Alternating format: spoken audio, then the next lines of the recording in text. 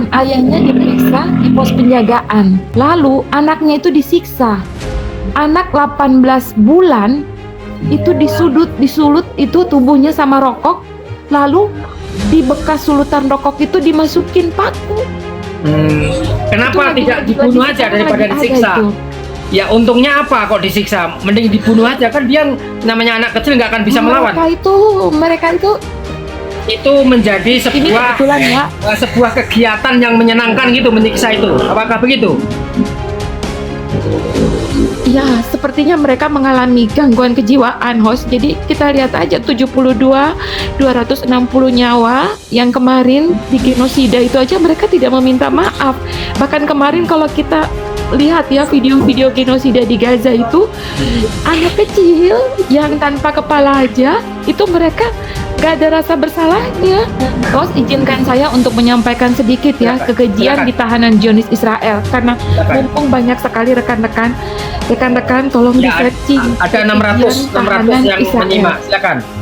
Iya, tolong di searching Save All Children. Ada yang satu lembaga Save All Children dari PBB, itu dia menceritakan anak balita, anak-anak yang usianya kadang juga baru 9-10 tahun, masa kanak-kanaknya mereka ditangkap. Lalu di dalam pemeriksaan itu mereka diperlakukan tidak adil, ditendang, disetrum, dan bahkan ada juga yang dilecehkan. Dan pelecehan ini bukan terjadi pada perempuan, laki-laki juga demikian, host. Jadi ada kemarin waktu genosida juga kan kita lihat mereka ditangkap lalu dilecehkan di depan umum, dan rekan-rekan yang lain menutup. Zionis Israel itu tentaranya menutup dengan tameng. Nah, sekarang juga ada beredar lagi, host, perempuan-perempuan iblis betina Zionis IDF itu mereka menginjak-injak perempuan Palestina yang merupakan tahanan. Itu mereka dikurung di ruang yang sempit, tidak diberi makan, tidak tahu jam berapa. Bahkan kemarin saat Ramadan penyiksaannya benar-benar di luar dugaan. Selain itu, host, perlu rekan-rekan ketahui, Zionis Israel juga menjual anak-anak kecil yang ada di tahanan untuk di berbagai negara lain. Kolombia juga pernah melaporkan hal ini. Silakan Anda search. Bahkan itu maksudnya dijual untuk apa itu? Untuk organnya diambil kayak yang di Myanmar ya? gitu. Dijual itu untuk organnya diambil untuk ada juga, host. Iya, ada juga, host. Jadi gini, Israel itu, host, dia adalah pendonor ginjal yang paling tertinggi di dunia. Ginjal siapa yang dia donorkan? Ginjal para tahanan yang dia donorkan, host. Oh begitu. Jadi tahanan-tahanan di situ kadang ada mereka memiliki kubur yang tidak bernomor. Jadi keluarganya kadang tidak tahu apa masih hidup atau sudah mati. Dan kalau mati pun mereka tidak tahu lagi, karena yang tahu itu hanya Zionis sendiri. Selain itu di dalam tahanan juga mereka ada yang namanya Skin Bank of Israel. Tolong dilacak. Itu mereka mengambil kulit dan organ-organ tubuh orang-orang Palestina juga termasuk di dalamnya tahanan. Bahkan kemarin yang kita lihat waktu genosida itu juga kan ada ya, beberapa jenazah yang dikembalikan sudah tidak utuh lagi. Kekejian ini harus kita sampaikan rekan-rekan, karena apa? Banyak yang tidak tahu bahwa setelah genosida mereka ingin menggenosida lagi tahanan-tahanan yang ada di penjara Israel dengan memakai kata eksekusi mati. Sebenarnya ini adalah bagian dari genosida. 10.000 nyawa, 10.000 nyawa rekan-rekan.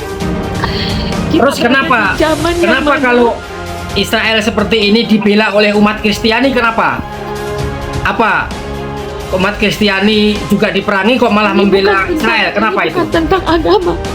Ya memang bukan tentang agama, tapi banyak umat Kristiani merasa perlu membela Israel. Karena umat Kristiani merasa ke Israel itu tidak boleh dikutuk gitu loh. Doktrin yang mereka miliki kan berasal dari agama. Tidak semua, membela agama. Gimana? Host, tidak semua, mohon maaf, host, tidak semua umat Nasrani itu seperti itu. Itu hanya oknum, host. Di tempat saya sendiri ada salah satu pendeta dari Ambon namanya Pendeta Raymond Patinasarani. Itu beliau tidak, host. Beliau justru berani dengan lantang menyatakan ini masalah kemanusiaan. Bahkan salah satu gereja nama desanya Hatiwe Kecil di Ambon itu mereka mengumpulkan uang untuk saudara-saudara kita di Palestina. Baik. Jadi rekan-rekan, Anda tidak perlu menjadi Muslim untuk membela Palestina, cukup menjadi manusia. Kita yang di abad serba modern, ilmu pengetahuan sudah sangat pesat, tetapi kemanusiaan kita tidak ada lagi. Bayangin, ini kita sedang dicabik-cabik kemanusiaannya. Bagaimana bisa kita diam, rekan-rekan? Kalau ketika kita membiarkan kejahatan, percaya atau tidak, kita suatu saat akan menimpanya. Kita akan menjadi korbannya, rekan-rekan. Jangan diam, tolong suarakan. Bayangin, mereka yang mau dieksekusi itu tidak memiliki kesempatan untuk banding, tidak diputuskan oleh hakim, langsung secara sepihak. Ini diskriminasi hukum yang hanya berlaku kepada orang-orang Palestina. Sementara orang-orang Zionis Israel yang membantai saudara-saudara di Palestina tidak sama sekali tersentuh oleh hukum di negaranya maupun hukum internasional. Kita menyaksikan ketidakadilan, rekan-rekan, dan bencana kemanusiaan ini semakin di luar nalar dan nurani. Saya biasanya host kalau masuk ke sini kan selalu menggebu-gebu, tapi sejak ada eksekusi itu seakan-akan apa ya? Saya tidak mengerti lagi kehidupan macam apa yang ada di zaman ini. Iya. Baik. Semoga suara saya bisa didengar oleh rekan-rekan yang lain. Ayo kita speak up, jangan diam. Karena satu saat sejarah akan mencatat ini, dan malulah kita kepada generasi kita. Di saat satu saat mereka membaca dan mereka akan bertanya, pada saat beribu-ribu nyawa Palestina dihukum dan disiksa secara keji, di mana kalian? Jangan sampai kita malu terhadap sejarah. Apapun suara yang kita berikan, itu berarti bagi kemanusiaan. Mereka itu bukan angka. Mereka manusia, punya keluarga, punya cita-cita sebagaimana dengan kita, host. Baik. Mungkin yang lain aja dulu, host. Baik, terima kasih Umanisa memberikan pemaparan data-data yang diperolehnya.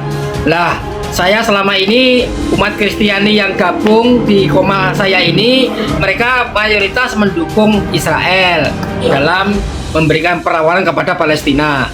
Tetapi kalau andai kata di Komal ini ada yang menyimak, yang memang ingin menyuarakan tidak mendukung Israel juga boleh, nggak harus yang mendukung Israel. Bagi umat Kristiani yang ingin berbeda seperti apa yang disampaikan Umanisa tadi, ada yang berbeda umat Kristiani yang ternyata malah menentang Israel gitu. Karena di kitab umat Kristiani mengatakan Israel itu nggak boleh dikutuk, Israel harus dimuliakan, apapun perbuatannya harus dimuliakan. Nah ini yang kemudian boleh Anda untuk meluruskan atau memberikan berbagai macam penjelasan yang bisa orang-orang memahaminya tentang perkara ini dan menjadi pelajaran untuk kita semua. Nah, kiranya ketika solidaritas kepada Palestina dan Israel ini menjadi sebuah energi bagi kita semua, maka kedamaian di sana akan dapat diperoleh dengan segera, karena manusia satu sama lain itu terhubung dalam satu frekuensi, dalam satu resonansi. Di resonansi itulah keberlimpahan, ketenangan, ketentraman itu supaya hadir, maka perlu banyak orang yang menyuarakan ini, sehingga terhubunglah penderitaan yang ingin diperangi, kebahagiaan yang ingin dimunculkan. Begitu kiranya. Silakan yang sudah bergabung.